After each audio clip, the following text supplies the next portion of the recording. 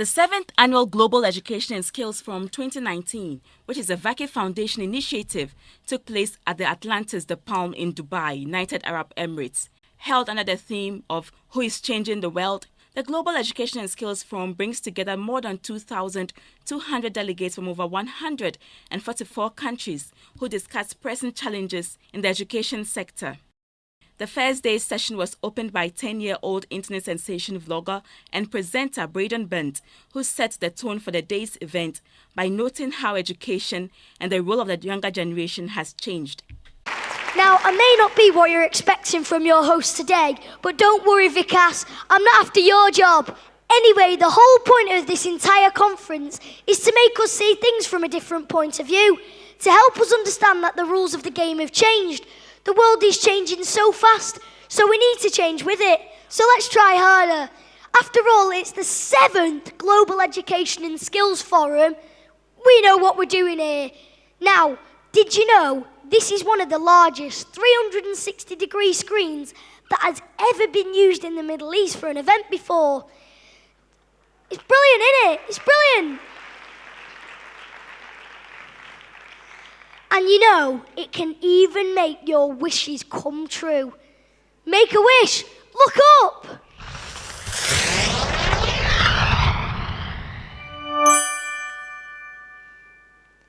Vikas Pota, chairman of the Vaki Foundation, addressed the global learning crisis in the light of the recent terrorist incidents and natural disasters. With disruption happening in every field, governments need to go down to the grassroots and change the education system and get every child into school. Your Excellencies, friends, on behalf of the Varki family, welcome to Dubai. Not only because they reside over here, because we believe Dubai represents what I think is the best of the future, the city of the future. So welcome.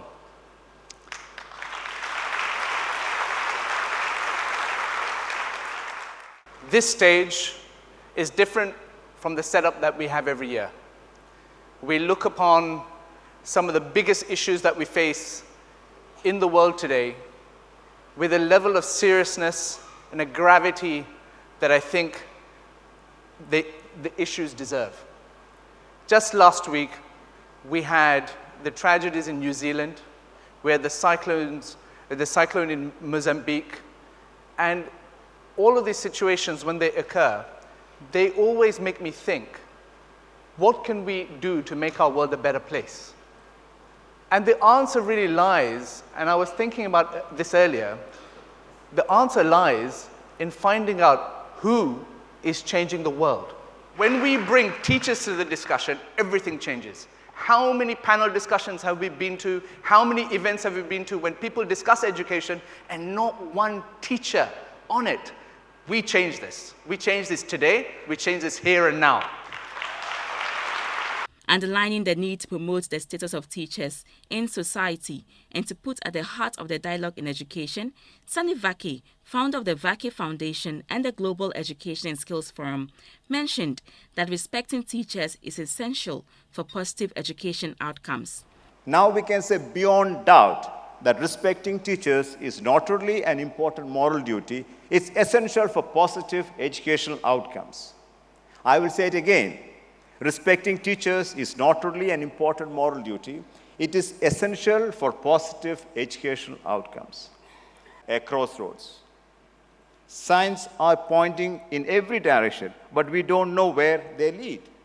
If we take the wrong path, we may get lost for a century. We may never even find our way back. Education has been tossed in the air, and we don't know where the pieces will fall. The audience had an emotional encounter with Rohingya speakers Hamed Allah and Zainab Alkani, who narrated their backstories of struggle and despair. An emotionally charged Allah, who spent the first 15 years of his life in a camp before making his way to Canada, recounted his experience of being physically kicked out of school when he was a child. A school system that was set up by the UNICEF and UNICEF in the refugee camp in Bangladesh. When I went there, the teacher said to me, the headmaster of the school, he's the one who takes all the registration, he said to me, why you want to be educated? People like you have no father and your mother is mentally ill. what's the purpose of the education? What are you going to do with it? So we cannot waste this resource that we have in this institute for you. So you should get lost and try to survive as long as you can. And I remember him kicking me on the chest and kicking me out of the school. So what did you do? What was your life like as a kid? I mean, after someone tells you to survive as long as you can, there's a thing in me, there's a courage and hope inside me said to me that I'm going to show him someday. And that day, I went outside the camps, and I got a job in a coffee shop, working 16 hours a day, just making about less than Canadian 10 cents to provide for my mom and sister, my little sister. And for me, I could bear. You know, I got to Dubai, I haven't slept yet. I got here yesterday, and I haven't slept yet because this is the biggest opportunity in my life that I could talk about the rights of my people. You know,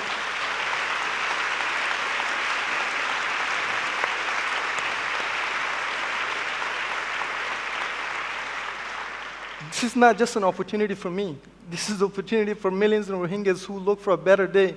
You know, when I'm there, people hugging me and crying to me because they want education. These people are not getting, they don't want anything from you. All they want is education, that education that I was provided. Canada giving me a home. All of you has given me a home in different parts of the world, giving me a platform to speak about the crisis. Akani experienced systematic discrimination as a student, but went on to complete her undergraduate studies. My teacher said, "Oh, why don't you bowing?" And I said, "Because I'm a Muslim, and we don't bow to anything other than God." And she said, "Oh, you are Kala." Kala is a derogatory word that they use for the Muslims people. And she said, "Go to the corner and stand there." So starting from that day, until I graduate, I have suffered physical abuse, mental abuse, and all kinds of assaults. But I am among the 1% luckiest Rohingya people to go to school, because 99% of us, they didn't have a chance to go to school because of the systematic barriers from the Burmese government. She further elaborated on how education and vocational training for Rohingya children is a lot more important than empathy and sympathy. So now, what I am asking is, we have enough empathy, we have enough sympathy, and lots of donations too. Now it's time for us to build a school for the Rohingya people. We have lots of Rohingya peoples in diaspora. We have the Rohingya peoples in Malaysia, in India, and in Pakistan, around the world. So please build a school for us. Please provide the vocational training for us so that our youth, our women will be empowered. And then we are in Canada, we are raising the first educated generation from illiterate people. Like Canada, any other places, the Rohingya parents can raise their first educated generation for them.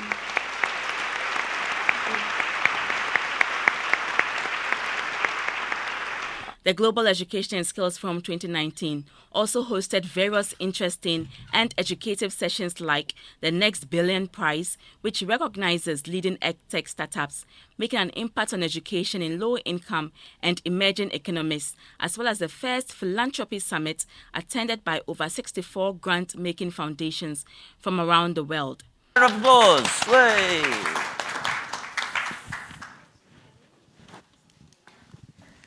Hi there. So welcome to the panel. Hi, guys.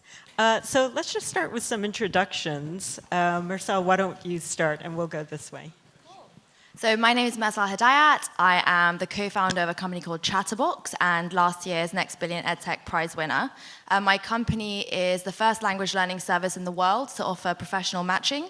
So we match engineers with engineer tutors in Arabic and doctors with aid worker teachers in French. And the only way we can provide this kind of engagement and relevance in learning is because all of our tutors are refugees who are from professional backgrounds and are unable to work in their prior fields. So we help them reconnect with their professional identities and give them a leg up to get back into skilled work. Be here. Thank you for inviting me. My name is Daniela Carvajalino. I come from the beautiful country of Colombia. And, woo! Colombia in the house. And I'm the CEO and co-founder of the Biz Nation. It's an e-learning platform in education, technology. Sorry, it's an e-learning platform in technology, skills, entrepreneurship, and financial education. And we apply a disruptive methodology based in neuroscience to increase the levels of significant learning. We're also a social enterprise, so we get part of our profits to take education to Colombian refugees.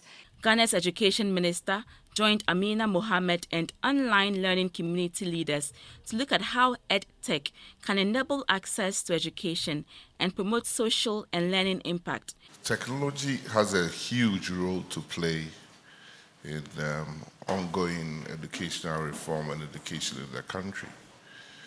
But those of us coming from resource-constrained countries must plan carefully what kind of technology to introduce so that we don't exacerbate the digital divide, and we also don't get lumped up with things that we need to change rapidly, because technology is changing. By the Moore's law, it's changing every 18 months or 6 months. So we need to get into our system technology that is resilient, is robust, and is easy to use. Or else there'll be a problem. Besides that, we have to carefully think about content. For most English-speaking countries, we have what we call the curriculum authorities. And we need to first resource them, not only to digitize content, but to be able to analyze what will be approved for our schools. Because once you introduce technology, and they get access to probably internet, all manner of things can get on in your schools you don't have no control over. But you have to guard against it. So the technology that you are introducing must do certain things for you, I think. It must restrict, especially in the pupils or students, access to non-educative sites. So the content authorities or the curriculum authorities should fairly regulate what should be available for the broad generality of pupils and students. Mm-hmm. Not only should they control the content that is being fed to the students and what technology it is being fed on or modality, whether it's through smart tablets or through mobile phones or laptops or whatever, has to be carefully controlled. But generally, technology is a leveler.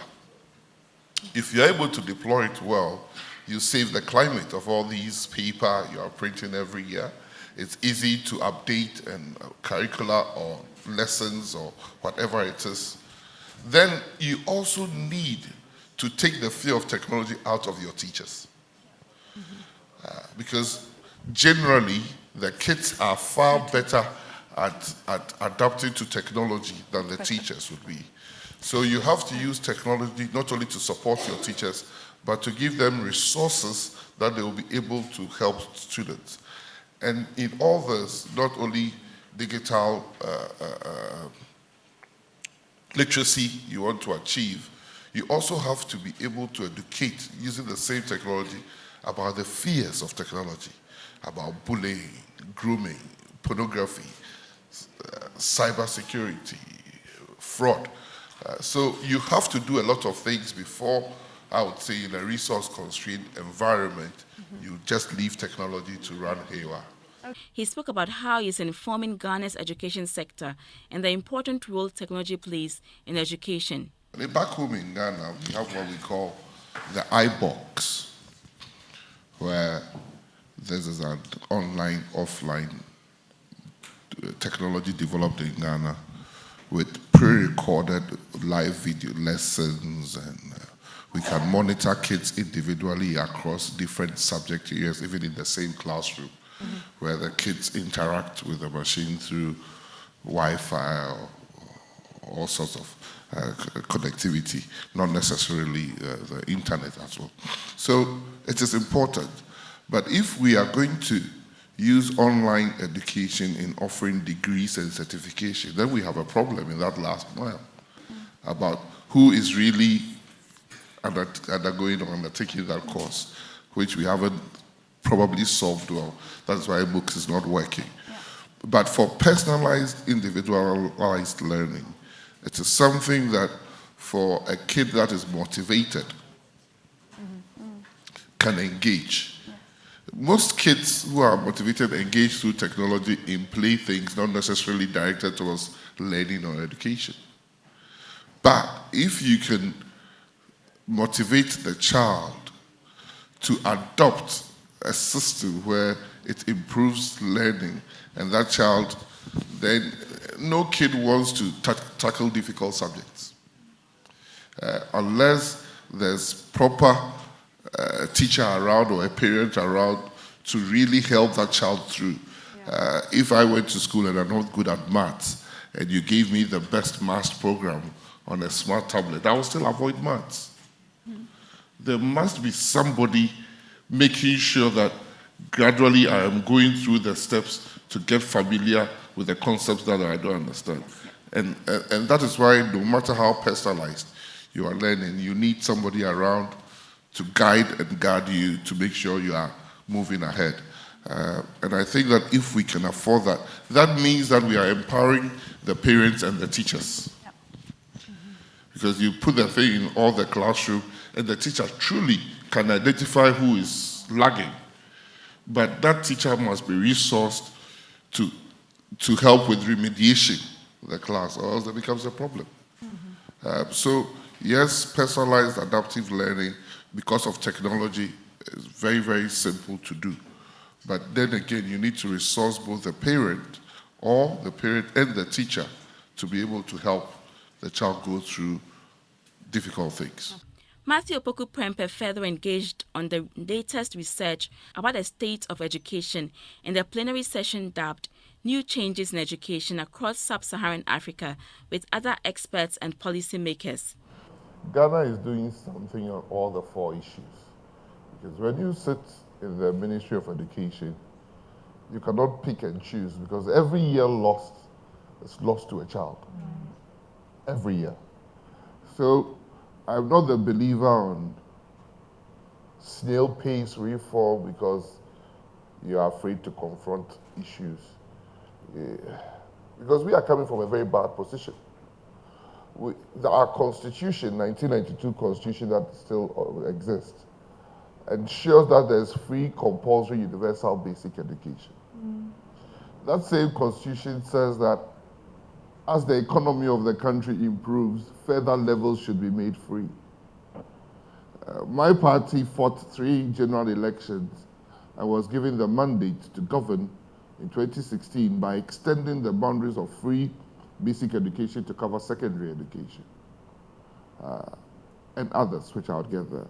So when we looked at the data, about 30% of all kids who qualified to go to secondary school, and I mean the upper secondary school, could not go because probably they couldn't pay. That lost about 100,000 kids just like that. They were not bad academically.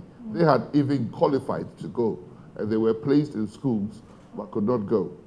So the first thing that we did was to say as a government that from henceforth, everybody should go for free, which is very difficult because you hear the middle and upper classes say, oh, if we can pay for it, why are we going to school for free? But the evidence on the ground doesn't show that. So we decided to open the boundaries of education for everybody who qualified to go for free, which we have done in 2 years. In the second year, it was oversubscribed. All the kids realized that if they study and they did well, they get to go to school for free. So we had an enrollment increase of 31%. But also a performance increase. I'll come there. Okay. I'll come there. I'll come there. So when I look at the 4 questions and said invest all the money in school and infrastructure, we couldn't have envisaged an intake in 1 year of enrollment 31%. Then we couldn't say then that, oh, these 180,000 kids who all of a sudden have qualified in the 2nd year of your free secondary education stay home. So we had to bring another innovative way of making sure everybody goes to school by doing an all year round school instead of 3 terms and others stay home. So we started an all year round school. And frankly speaking, across the wide swathes of the country, it is well taken. Because whose kids should stay home, really? That is the issue. Also to thank Vaki for this opportunity. And I would like to thank him for the findings that he has actually enumerated. But I want to make it, to give an example of Uganda. For instance, first of all, he has talked about the issue of the youth population. I want to indicate that Uganda has the biggest, the second largest youthful population of about 76% youth under the age of 30. So to me and the country, we really believe that in order to have the youth benefit or get something good out of them, because this huge population of the youth can be a huge potential to the sub-Saharan and our countries, or can be a problem if we don't help them, if we don't produce good education. And when we talk about the kind of good education that we need to plan for, we need to provide an education system which can equip our learners with, first of all, access good quality education that can give them the ability to think fast and also be creative and innovative and be able to compete in the global world of work that really, and at the end of it, they can be able to benefit themselves and benefit their country. So what we've been able to do as a country, we have actually come up with universal primary education. In a later interview with him, he elaborated on the importance of technology and its empowerment on the Ghanaian child. My 3rd year at GESF has become a statutory obligation for me because the minds of the persons now meet for both networking and for knowledge and practice is a huge place to be. For the 2nd year running, Ghana has been nominated as part of the best 50 teachers in the world. This is a huge feather in the cap of Ghanaian teachers. Their qualities being celebrated everywhere. Even though we might expect more from them, it is worth celebrating. And the good thing is that the president decided that this year's teacher should automatically be promoted because he's from the public sector. Last year's teacher was from the private sector. This is from the public sector. It means that there's a lot of good going on in the public sector. It might not be good enough for us, aspects and levels of the public sector education, but yes, we have something to celebrate. The second issue is that we come here to learn from other countries what is going on in technology adoption and a host of other issues. And this year in particular, my focus is technology adoption. For a resource-constrained country like ours, in adopting technology, we have to be guided by certain frameworks or values or something. The technology must be resilient, it must be robust, it must be easy to use. For starters, you don't want us to go and buy things that in a year it's past the sell by date.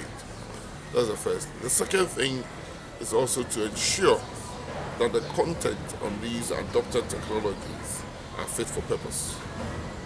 And they'll rather empower the Ghanaian child rather than expose the Ghanaian child to all the bad things of technology. To inform, to educate is to empower. And that is what we will try and get from here, or get other countries that are going through it or have gone through it to have us, give us information and study lessons so that we can get it right. He further talked about government's role in equipping teachers to be knowledgeable in technology, since that is what is ruling the world. We have ICT for personal development, we have ICT as a tool.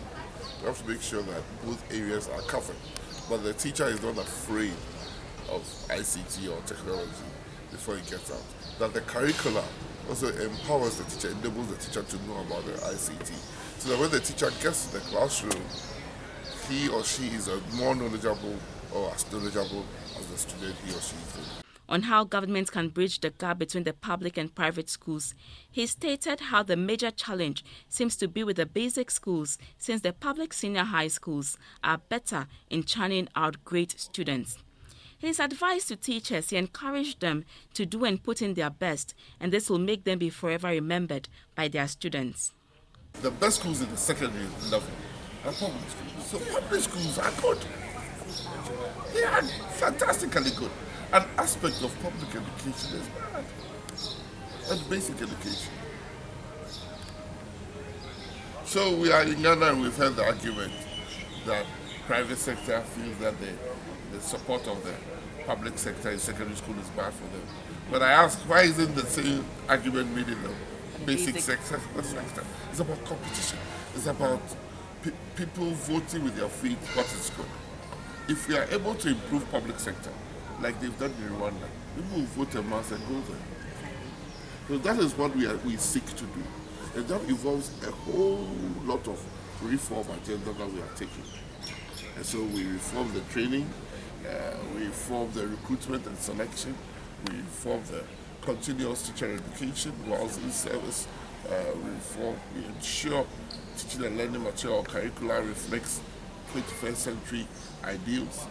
We provide teaching and learning materials. We make schools more transparent and accountable, all in order to improve learning outcomes.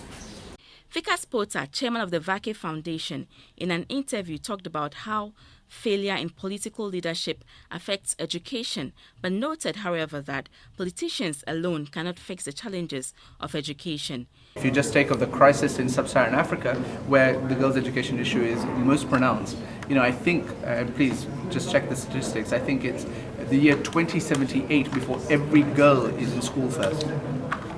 2078. Is that acceptable? And the reason I say to you is because of a failure of political leadership. And that's what I want to be very clear with everyone here today. Is that politicians have tried fixing education, have tried doing things. We believe in strengthening public education systems, but politicians by themselves have been unable to do this. So where are the other stakeholders in this conversation? And we need to learn how to bring that change to the education sector so that girls, especially in sub-Saharan Africa, thrive.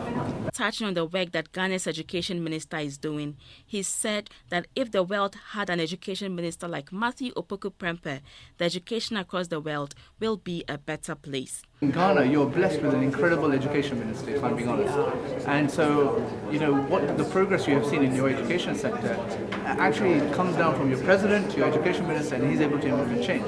And so I'm not a spokesman for him, but I'll tell you one thing, that if the world had more people like Matthew Prempeh, it would be a better place. In his advice to teachers, he said, teachers should not stop trying, since if they do, children will fail. Don't stop caring. The day you give up, kids fail. And so I implore the teaching profession to continue its passionate delivery of more than just formal education to children. You are superstars, and we know that no education system can outperform the quality of its teacher workforce. And for that reason, I implore you to continue being committed to the role. Interview with some delegates who attended the GSF 2019 spoke about the insightfulness of the forum and its impact on them. We've educated the mind, we've educated the body, and we have ignored the spirit. Now, the human being is mind, body, and spirit. And for me personally, the spirit is what draws people together. A good teacher is not only an educator who educates the mind and the body. You must educate the whole person. Era that we find ourselves, we cannot do without technology. We find ourselves in the 21st century. And if you went to some of these side events, you hear them talking about even the kids, the teachers, how prepared are they to even face these children. You are there to teach them. But when it comes to technology, I can tell you the kids they are well ahead of us. So now it's not going to be an excuse. Whether you like it or not, you need to grasp the technology as much as you can. And our own minister made it clear that because it's technology and everybody's grabbing doesn't mean that we have to go for it. It has to be adaptable. It has to be something that we can use it within our environment. It is a step after the other. We know where we're coming from. So gradually we have to bring ourselves on board. You know, all these developing countries, they started from somewhere. We know the pace is, you know, we have to gallop, if I may use that word, to catch up with the rest of the world.